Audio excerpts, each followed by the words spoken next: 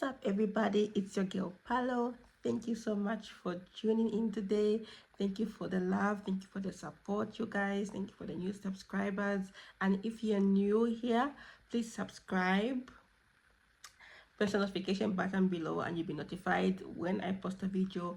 Thank you for all my returning subscribers. Thank you for the love and support. You guys are awesome. You guys are great.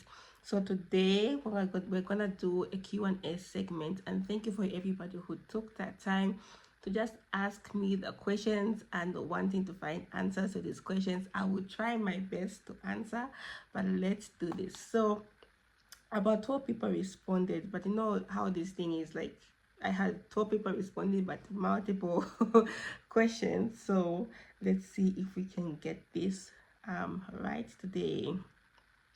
Yeah, so I'm gonna take the first question. I'll start with the simple stuff, and then I'll get into very interesting questions. Yeah. So the first person who asked me a question asking, what am I currently studying? So as you're aware, I keep talking about school and all that stuff. I'm actually supposed to be having the class in the next 3 hours, but we can do this. Yeah. So I'm doing political science and international relations at master's level. At my degree level, I did pursue a bachelor's in political science with a minor in gender studies at the University of Zambia. Currently, I'm studying at the University of Lusaka. I'm doing political science and international relations. It's actually a very relatable course. Things that we can learn in our day-to-day lives, our current affairs, and just what's going on in this global world and global order. It's interesting because people think by doing political science you are basically just a politician, you like politics, but it's a broad spectrum to it. You can work in peace and security, you can work in the embassies, you can work as in government, you can become the president. Just having that knowledge of what goes on in the political sector and in the international system as well is very key. For anybody who loves history and all that stuff, I used to love history when I was in high school, and I find this course very intriguing because it carries so many historical stories that come with the European War, African War, and how that has affected even our global system, the colonialism, how that has affected African countries, so many stuff like that. So it's very interesting. That's what I'm studying. So the second question is, I'll try and ask, get the questions that are really in the same line so that we don't stray off that far. So the second person asking, what motivates me? Myself. I said I wake up every day and I always ask, I'm thinking, guys, don't think me just sitting here and doing a YouTube video is all that I do. I actually think I usually think I usually think a lot of what I want to do in life and my aspirations in life. Why did I choose to do political science? Why did I choose to get into the makeup business? Why do I do the things I do? What motivates me is myself, because I want to become a better version of myself. I want to become the woman that God has called me to be and functioning in her God-given role in ministry, because God has given me a big heart for people. Most especially, I talk to young ladies, I mentor young ladies, I'm a mentor. And also what life has thrown at me as well is has built me into who I am today. So my motivation, really, I am my biggest motivation. And it brings me to the next question, because someone asked me a similar question to say, like, do I compare myself? Do I find myself comparing to others, and how do I handle that? Someone asked me, I'll pair it with these two questions. Being my biggest motivation puts me in my lane, and that way I don't usually compare myself as I used to then. Yes, I used to compare myself to others because I thought if someone could have a car at their age, like at 28, because I'll be 28 this year. Someone's living in their own house at 28 and I'm still in my parents' house. Like, how does that make me feel? I did find myself comparing myself to others, but I've handled it in a way that by focusing on my goals and my career and my aspirations, that I stay in my lane and I focus. I shift my focus on my growth. I shift my focus on the things that I want to do in life. So I'm constantly building my life. I'm constantly going to school. I'm constantly learning. I want to know certain things that make me, that build me up, that inspire me. I love looking good. I like smelling good. I like um being someone who's of influence and affluence, because um I like to talk to others and relate to others. So all that is spearheaded by me, and that's what motivates me.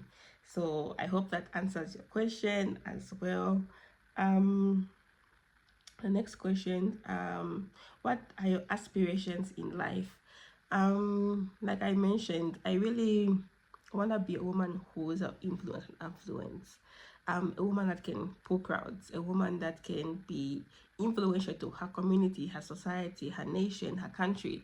I want to be someone who people can look up to and say, oh, I learned this from her, or she taught me this. But also, I'm humble enough to learn and sit at others' feet and be taught to be able to have people teach me, and I'm being mentored by women who are influential, people like Pastor Gladys Paswani, who is a wonderful woman. She motivates me to be able to do life better, do be a better version of myself.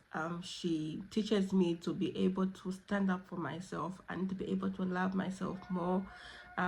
She's been a person who's been an anchor, and so she's taught me how to do life, and she's teaching me how to do life. We are still doing life together. Hi, mom. People like Mrs. Masuzo Muteto as well, who's our senior partner at HLB. She's also one of my mentors, my big sisters, and I look up to her as well. And she teaches me how to do life as well. So these are people who I've seen in my life and how they've climbed the corporate ladder, how they do ministry, how they run their businesses, how they run their careers, how they're able to juggle being a mom, being a wife, and I want to be like that. I want to be able to have my life in order and be able to place myself in society. I'm not meant to fit in, I'm meant to stand out. But in my standing out, what qualities am I bringing to society that people can learn, and what am I learning from others as well? So my aspiration really is to be that, a woman of influence and affluence. And then the next question is more spiritual, and it says, which areas in your life have you moved from a baby Christian to a mature Christian? And what is God saying to you in this season that you can share to the public? So I'll talk about the first question. Which areas in your life have you moved from a baby Christian to a mature Christian? I think when it comes to reading the word and prayer, yes, we do find ourselves stumbling and falling. I find myself stumbling and falling at times, but the way I would read the word and pray is not the way I would do it back then. Usually when I'm reading the word of God, I do catch revelation of what God is trying to say to me in that scripture and in that time, because the word of God is alive. It's living, and it's relatable to everyday situation, because it teaches us to be able to do what God has given us and instructed us to do on earth. Yeah, so I would say those are the main areas that have really pushed me from becoming a mature Christian. How am I able to relate to the scriptures and apply those in my life? And what is God saying to me in this season? My season hasn't changed. I still believe God has placed me in a season of growth. and in a season of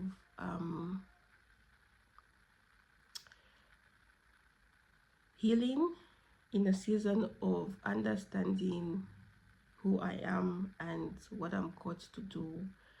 And he's telling me to just be still.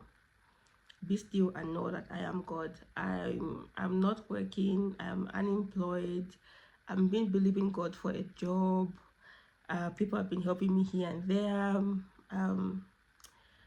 It's kind of tough to be at your age and asking God, why do others get things so easily?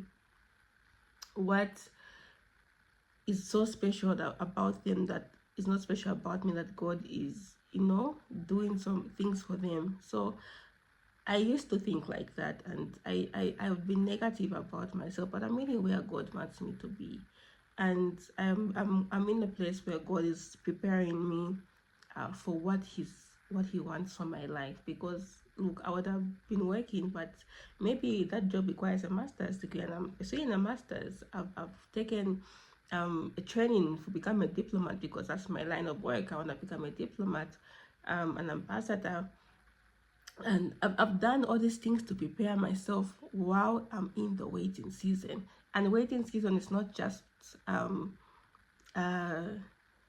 waiting about marriage or relationships, but you can be waiting for so many things that God is gonna do in your life. If you're waiting for a baby, if you're waiting for a job, you're waiting for that thing that God is gonna do in your life. Just submit your heart to God, and put yourself under his care, because he cares for you.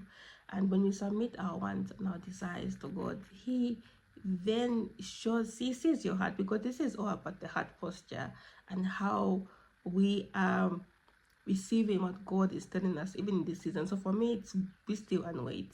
That be still and know that I am God. Wait on the Lord. Wait on the Lord. That's really, really, really what God is showing me in this season.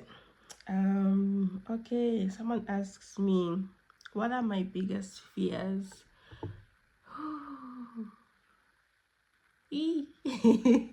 My biggest fear is not being in the place where I want to be in.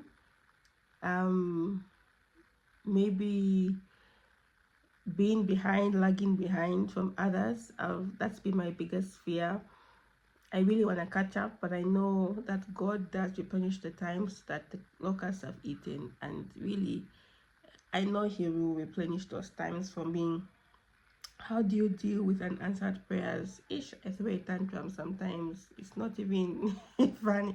I do throw tantrums sometimes. Sometimes I rebel towards God, because I remember last year God had really placed a demand for me to pray for a friend's family, and for the friend as well. And yeah, I could see certain answers. Like, I don't know what it was that he wanted me to pray for, but every time I found myself praying, I could see certain things that God wanted to do in that family. And this is something I'm not even told my friend yet. But there's something that God was and is currently still doing in that family. And yeah, I may not see it as it's being answered now, but when I saw things going south, I just said, you know what, God, maybe this prayer thing is not working.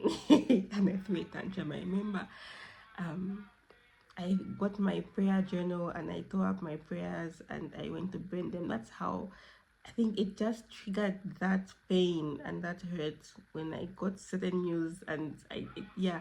So I'm learning to trust God. I'm learning to be able to say, okay, even if I pray, I know God has answered my prayer, but it's not gonna be answered in the time that I want it to be answered in. And for us, to God, one day is basically 1,000 years or so. So the way He does things and the way we perceive things are different. So we have to just be able to wait on the Lord and submit to God and see really what He wants us to do. What are your coping mechanisms for stress? Um, Usually I just don't stress. Like, if I'm stressed, I try by all means to calm myself down and not overthink, because I'm an overthinker. So if something stresses me, I try to alleviate my mind by thinking about something else, or taking myself out, or just not thinking about it. Sometimes I shove it down, like that's a bad coping mechanism. But yeah, so I try not to be that person that over stresses over things. What are your biggest non-material achievements? um Biggest non-material achievements: being where I am today as a child of God. um that's the biggest achievement I can ever say, because if you look at the girl I was 10 years, 11, 12 years ago ish, I was a wreck. And to be the kind of woman I am now with the wisdom I'm acquiring, I'm really, really grateful. And that's been my biggest achievement. What three financial advice tips can you give? Um, I'm a very bad spending person, but I will try my best because I'm also on this journey. I think do a 50-20 kind of rule. Um, you can save up 50% of your earnings, and 20% you split it up. Your 10% you give your tithe, and the other 10 you use for your day-to-day things. I learned that from my best friend. I don't know if he's still my best friend, but I learned it from my best friend. I was really impressed by how he's able to, acquire his income and be able to save it and use it money wisely. It really impressed me that I was able to start thinking about doing the same thing, and having that really helped me save. Another thing you can do is have multiple streams of income. Don't just rely on your salary, but find a business you can do, a hustle you can do that brings in multiple streams of income. That's also one thing I'm planning to do as well. Do long-term investments as well. So when you get money, you can invest in bonds, and then you can be getting a voucher almost, I don't know, depending on how long you want the bonds to mature. Yeah, so like those long-term investments can pay off your bills later on in life, and that's also one thing I want to do as well, is invest in that. So I hope that really helps your question. So let's get into the Mama Love questions, man. Mama Love, because I wanted to to do these questions separately. Someone asked me, do you take someone serious if they say they like you, but do not take both steps to pursue you? Of course not, because why are you reluctant? You say you like me, but you don't want to pursue me. Men are hunters by nature. Men love to pursue. They love the chase. So if you're telling me you like me and you're seated, are you really a man? Okay, let's be honest. You want me to come and chase you and say, oh, you like me, I should be one chasing you and come into your doorstep. Say, oh, you like me, take me out for dinner, take me out for lunch, take me to a movie. No, I am not the girl that you need to sweet talk. I'm done with guys who just are sweet talkers. All they do is talk, talk, talk, talk. My ex I dated in 2023 was such a person, because all he would just tell me is, oh, I'll be coming to see you. And this was a long distance relationship. He was in South Africa, I was in Zambia. He's Zambian but living in South Africa. I'm a Zambian living here. And you'd be like, oh, I'll come and see you, I'll come and see you. Guys, 1 year passed and that guy never came. The time he was coming, by the time he was coming, that was towards November, December. I lost interest 6 months prior in that relationship anyway, because he was not serious and he was not realistic, and he didn't set realistic goals. So basically, if you're gonna pursue me, you have to show it. You have to have the chase, because I'll give you a hard time. Best believe I will not fall for a guy that sits at home and doesn't do anything, because then what are you doing in your life? Sorry to be harsh, but anyway, this is 2025. We are not going there. So I hope that answers your question. Another question is, can women marry for love, or they go for the most convenient partner? Women do marry for love. um I can speak for myself. I do marry for love, but our generation of men and women wants to play. And the reason is that a lot of women are broken. A lot of women have encountered men who have broken them, and so their desire to be loved or want to be loved is shattered, and they just go for any convenient person they want to use. You know what I mean? So there has to be a place of healing for both genders to say, okay, men, how can you step up to be better in this society? Women, how can we do better in society and make this relationship work? um I know women love to be showered with things. Women love to be shown affection, loved. And a lot of people want to marry for love. I want to marry for love. I don't want to marry for money. But if money comes, who can I deny? Yeah. But yeah, but a lot of people, um also, I think when they grow old, a lot of women marry who is convenient because they're looking at the biological clock, and they'll just pick anybody who will make it work. But we should not be settling for less than we deserve. And don't settle down just because you want to get married, or just because, oh, your biological clock is running out. In our generation, yes, back then it was normal for parents to be getting married at 23, 21, 24. But we are in a generation where women are now acquiring more stuff now. Like they're getting education, they're hustling. So you find most women are getting married 30s, mid 30s, 40s, because they really want to just focus on their goals and all that stuff. So I hope that answers your question. And then someone else asked me, okay, how long should two people be friends before they start officially dating? Our generation likes this thing of talking stage. I really don't believe in the talking stage. Why are we talking staging? I do believe that this you need to be friends before you even start dating. Why? Because you are potentially looking to get married, right? So how do you marry a stranger? Let's put that there. Secondly, when you get sick, like the worst of the worst, like you are purging or vomiting, is that person able to clean you up? Second question you put to mind. Thirdly, this lovers to friends mentality won't work, because if you are a lover, you just have this notion of love, and you see a girl or a guy and you say, okay, I love them. Do you really love them? Because love really comes with sacrifice. And I feel I think, not really I feel, I don't want to put my emotions in this because I really want to be as neutral as possible. A lot of people with the lover's mindsets are pretending. You're coming to this dating world trying to show your perfection and wanting that person to see the best out of you and not the worst out of you. So a lot of people are pretending to be who they really are around the person that they're dating.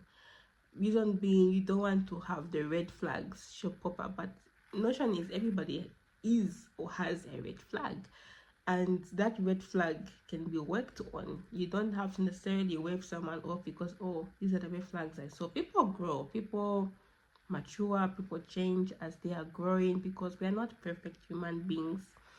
And also, as a friend knows who you really are. A friend has been in your corner, obviously, for a period of time, and a person who you just met won't really know your habits.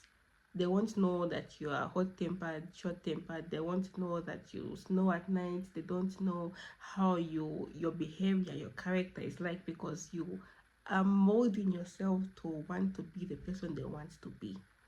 So that doesn't usually work.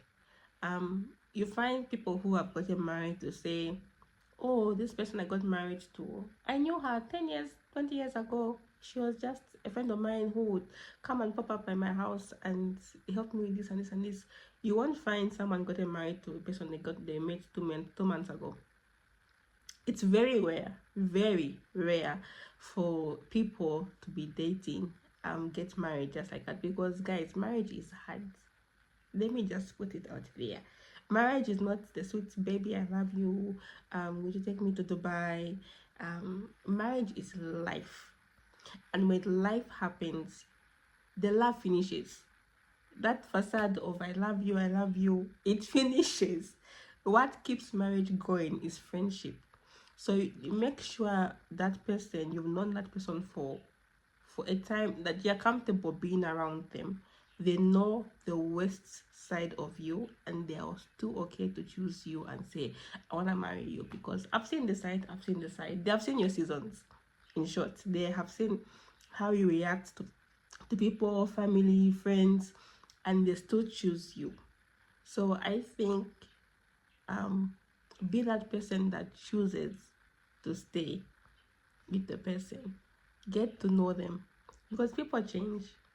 People will put up a facade, and then you don't see the other side. Oh, and then the other side comes and say, oh, that person changed. No, you just didn't know that person. So most people, even our parents, would tell us that even when they were dating, they never used to exclusively date 2 on 2. They'll be in a friend in a group setting, and they'll see how people react in a group setting. How they see their characters is when they choose to say, okay, I like how that person talks to other people, I like how they treat family. Then now you get closer to get to know them. After you've seen them like outside, how they interact with people, how you then now you start to ask around family, how is this person like? So how do they treat family well? Do they how do they perceive themselves? What's their character like? Because it's all about character in these things. So really, our generation wants to do quick things. We want to meet a person. Yeah, so our generation wants quick things. We want to be able to have someone who we can do a quick fix with. But when it comes to these things, you have to be very intentional, and be mindful, and look around. You never know. It could be someone familiar, but you never know these things. So I really hope that answers your question, because yeah. Someone else asked me, do you ever regret ever falling in love? How do you deal with disappointment? I don't regret falling in love. I have fallen. I'm the person who quickly falls in love with somebody, or quickly gets attached to somebody, and I've never regretted, because I have given my all in all relationships, whether it's been a friendship, it's been a relationship, a romantic relationship, and I've never regretted ever falling in love. And also, how I've dealt with disappointment is also bad, because sometimes I do beat myself badly. I feel bad.